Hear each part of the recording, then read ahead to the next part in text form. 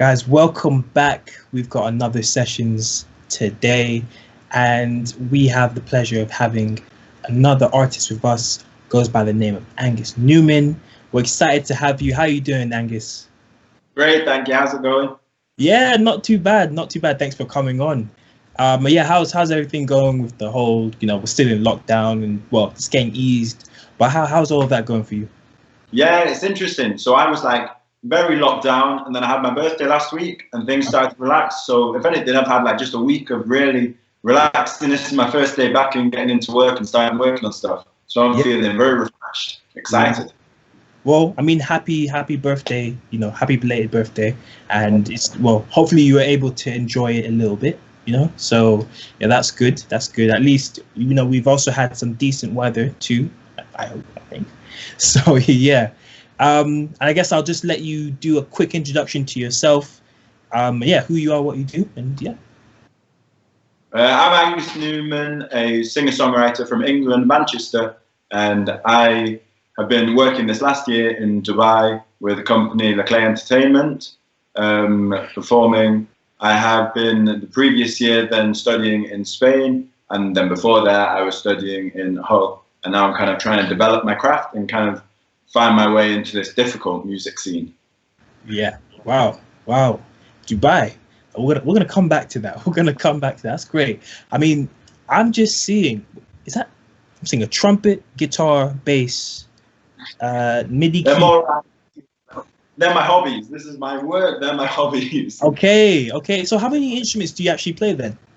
Well, I started as a trumpeter when I was a young boy. I started as a classical trumpeter. And then the piano I kind of transitioned to. It was actually a charity performance kind of thing. It was like learn the piano for grade 1, get people to sponsor you and that kind of thing. So that's the first experience I had with the piano. And then I kind of enjoyed, trumpet's nice when you're in a big group, but I love that the piano, because you can play so polyphonically, you can play just all the notes, you can sound very beautiful on your own. The trumpet is quite painful to listen to on its own. And then the other things, then just really through the lockdown, I started learning a bit of the guitar and the bass just as kind of hobby, fill some time, something to wake up to do. But yeah, I enjoy them. Fun. It's fun doing music and feeling like it's a hobby and not a job. Oh, I love that. I've heard from other sources that you're actually quite good at the bass and the guitar, but I don't know. But yeah, that sounds quite good. So what is your style? What's your genre? And kind of what influenced that? So really, I like my style comes from probably a jazz bass, I guess, as most modern music does. And it comes through kind of the neo-soul route, but kind of sticking to more popular and kind of, I take a lot of inspiration from the 70s period and trying to combine that with probably more modern techniques of production. So I don't know if you know the artist Tom Misch. Oh, okay, Tom Misch, okay. His album back there, Geography. I've got them, my three, I don't know if you can see, but they're my three favourite albums currently. Yeah. Michael Jackson, Off the Wall, Songs in the Key of Life, Stevie Wonder. Of course, two super classics. They've inspired me crazily. Yeah. And that Tom Misch, I love how he brings that really old style into this new vibe. So I guess I'm trying to take inspiration for those and make my own sound with that. Yeah. Oh, wow. That's great. I like the blend of music that you have there. So would you say then that you have been quite influenced then by the Tom Misch? Obviously, I can get the classics, the Stevie Wonders, the Michael Jacksons, but then Tom Misch definitely seems to have a bit of an influence in kind of where you feel like your music is heading. It's exciting to see how that music of the past that you listen to and very much think, oh, this is old music. You start seeing that and hearing that in the charts and in modern listeners and seeing your friends that aren't musicians listening to that. That's what makes it exciting. You think, oh, maybe my music would appeal to those people as well. Oh, wow. Okay. So, I'm sure everyone is looking forward to just hearing some music coming from you later on. But before we get there, you mentioned that, you were signed to an entertainment company in Dubai.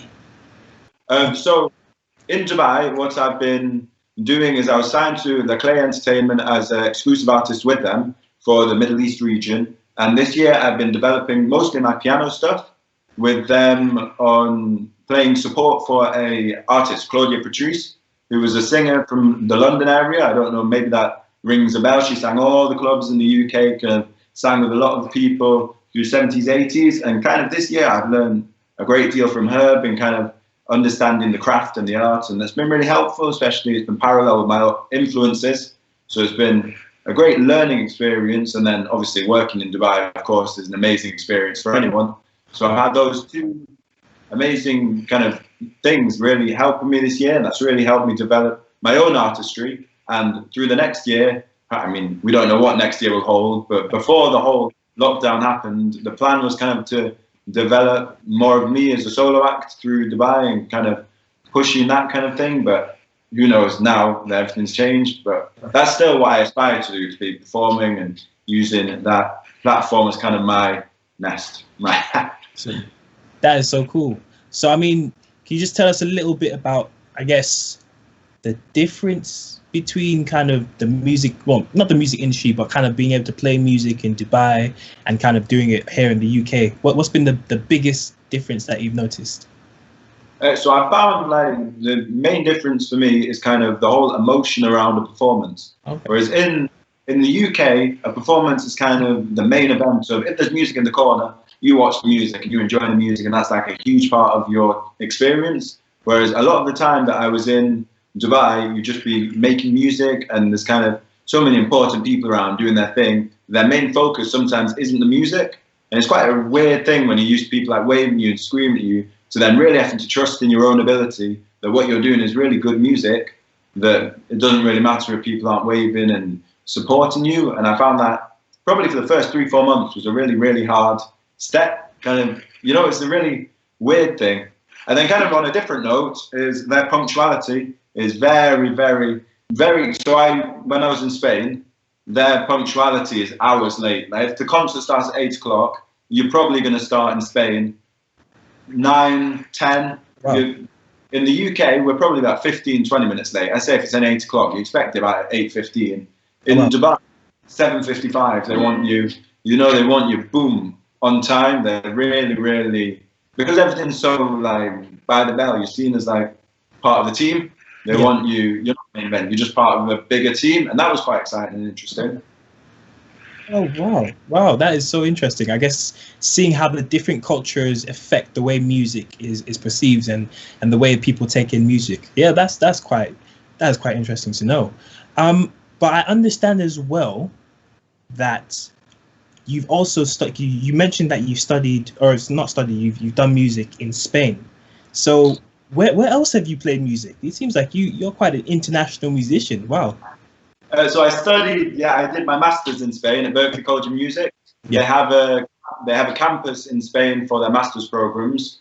So that's where I spent, and kind of by June time, I had finished all my coursework that year, and I had my permit to stay there till about mid-July.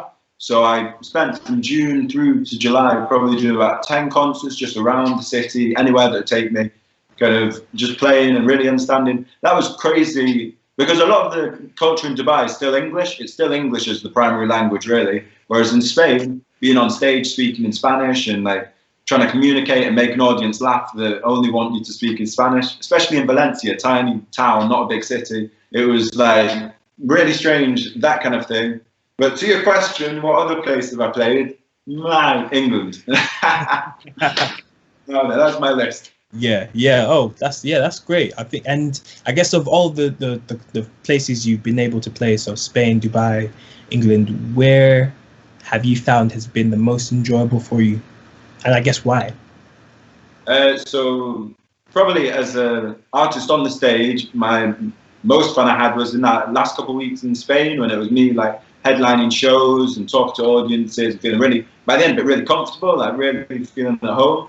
Then compared to Dubai, was a super step up and kind of really serious, and really you're part of an entertainment company, and you're really, it's important what you're doing in that moment. That was a lot more strange for me compared to there in England. I felt just very natural. It was my own experience, just kind of playing in bands, especially back up in the Hull area and around Manchester, just kind of at little events. The best thing about England, though, is that your audience really listens to you and they really want you to do well.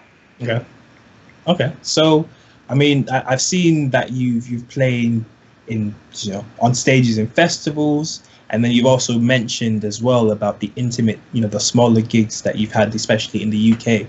Which one do you prefer? Do you prefer? I'm not sure. A loud, big audience, or the small, intimate sort of feeling.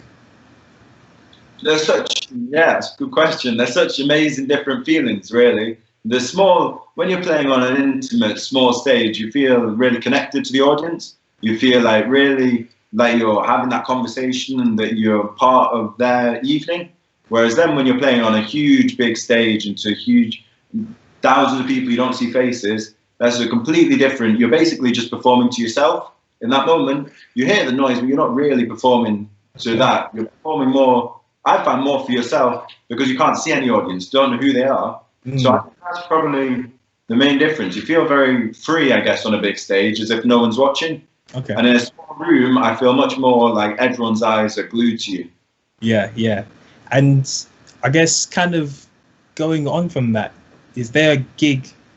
I think you said your most enjoyable one was kind of you being in Spain and kind of just working I think you said you were headlining some shows. Is that correct? What was that experience like doing it sort of for the first time? Really strange but exciting. It was that weird, really nervous. You feel really nervous, but then you're really excited, but then you kind of feel a little bit sick. You got such a confusion of emotions, and then you're expected to sit down and just perform like nothing's going on. Yeah.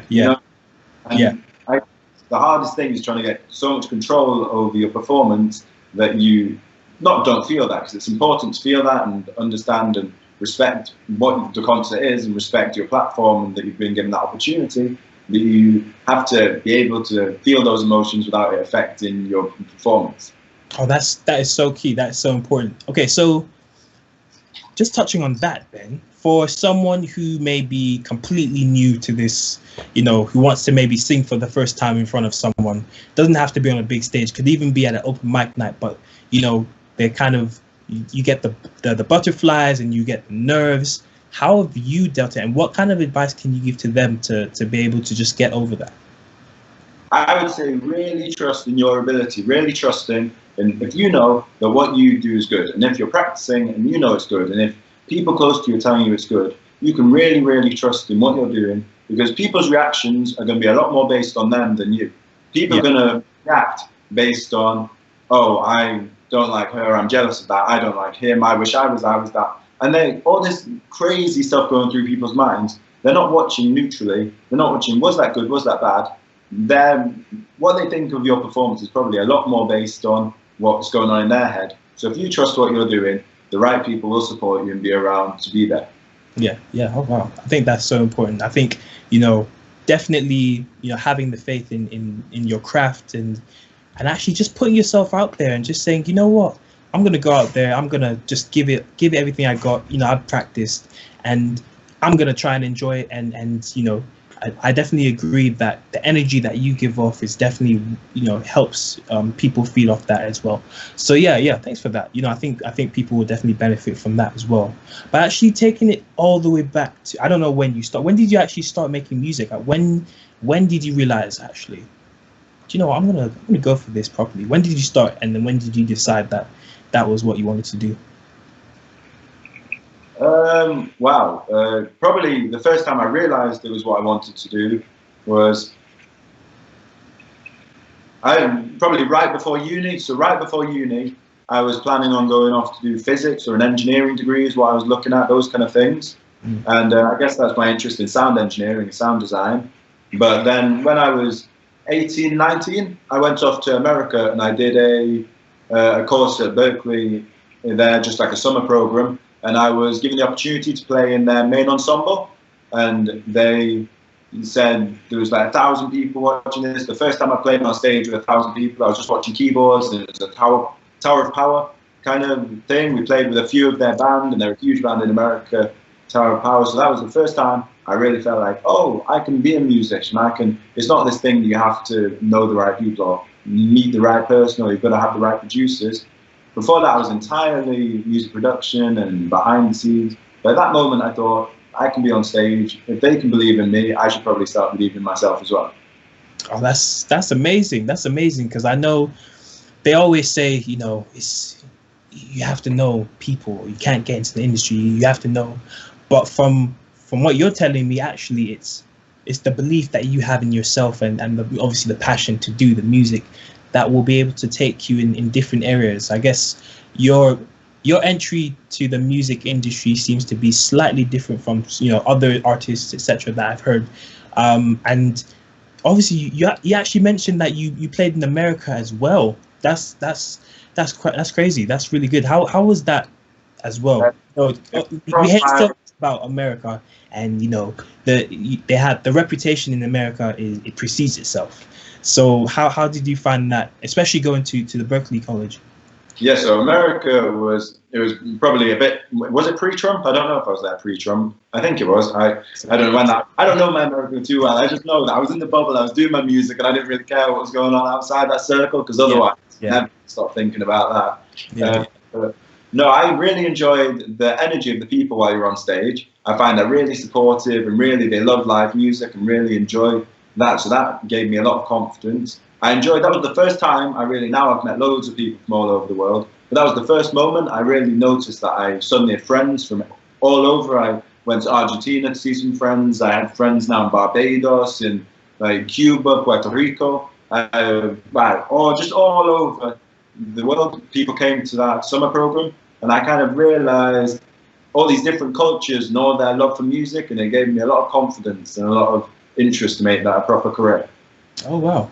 I like to say, let the music move you, and clearly it's taken you to so many different places. You know, it's wonderful how music can bring so many different people together. You know, different cultures and how the different emotions and the different cultures feed into the music.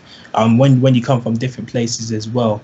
So wow, that sounds great. So okay, I mean, we've heard so much about you playing in different places. I'm sure everyone's excited to hear you play something. Not too much. I built not too much. Yeah. So what we're gonna do now is we're gonna just hear something from you, and then we'll just kind of round it off from there. But take it away.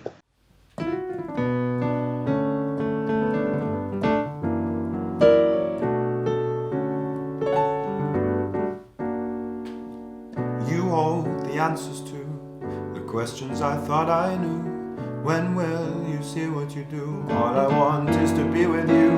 By your side I felt whole, smiling at you and the stories you told, imagining us at the end of the road, looking at you like you're made of gold. 2 + 2 makes me and you, for I cannot be with you. Holding you close as the night passes through, holding you close, if only you knew what we could be. How can you see? And every time I see the smile on your face, every time I remember the memories we made, I think of the times that we could create. I wanna know why you don't feel the same, the same.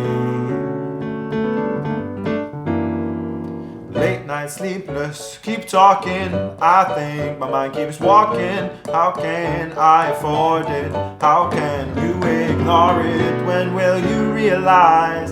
When will you see my eyes? Why can't you recognize? Imagine if you were mine, what we could be. How can you see? And every time I see the smile on your face, every time I remember the memories we made, I think of the times that we could create. I wanna know why you don't feel the same.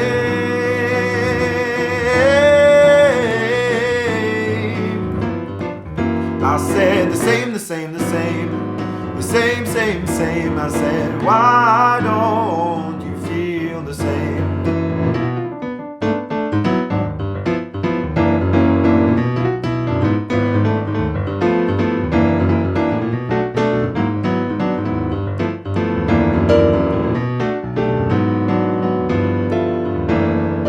What we could be, how can you smile on your face. Every time I remember the memories we made, I think of the times that we could create. I want to know why you don't feel, yeah, the same.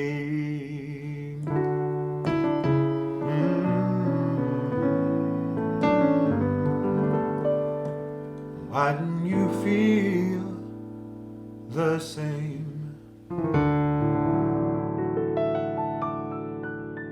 Wow, bro.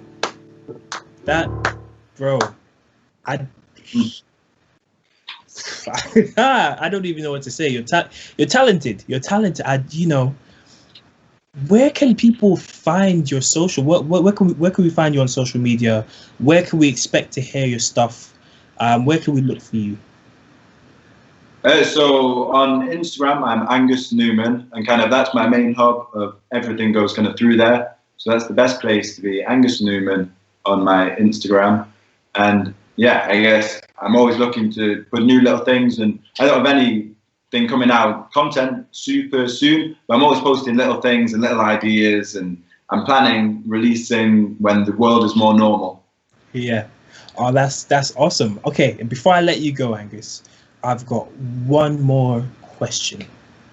If you could work with any musician, any artist, dead or alive, any era, who would it be and why? I think I would sit in a chair next to Quincy Jones and just observe him. Just observe Quincy Jones and everything that went through his eyes, and I think I would be a very, very happy man. Yeah, honestly, that's a great answer. Just in listening to some of the documentaries and listening to some of the interviews and some of the stories that he's gone through and the wealth of experience that he's had, I can imagine why. His understanding of one, music, but also people. He understands so much about people that his music feels so real, and so it's wordless. I am speechless. I'm so speechless I can't even use the right words. But you can't describe that man. You just have to listen to everything he's contributed to the music industry, and then you'd have a little bit more understanding. Yeah, no, definitely. I agree. And the fascination I've had in terms of getting to learn more about his journey and the way he works with the people and the kind of emotions and feelings that he's able to kind of bring out of them. If you don't know much about Quincy Jones, you should go and watch a couple of videos, go do a little bit of the research, just because he's a fascinating person to look into. But Angus, thank you so much. It's been great to have you on. Again, everyone, make sure you go and follow him on the socials. He's got some great content coming up soon. And yeah, thanks to have you on, and have a great day, bro. My pleasure. Thank you so much. Thank you so much. Okay, so we'll cut that there. All right, that sounds good. So, thank you very much. Yeah, bro, how did you find that? Yeah, fun. My first probably thing doing like this.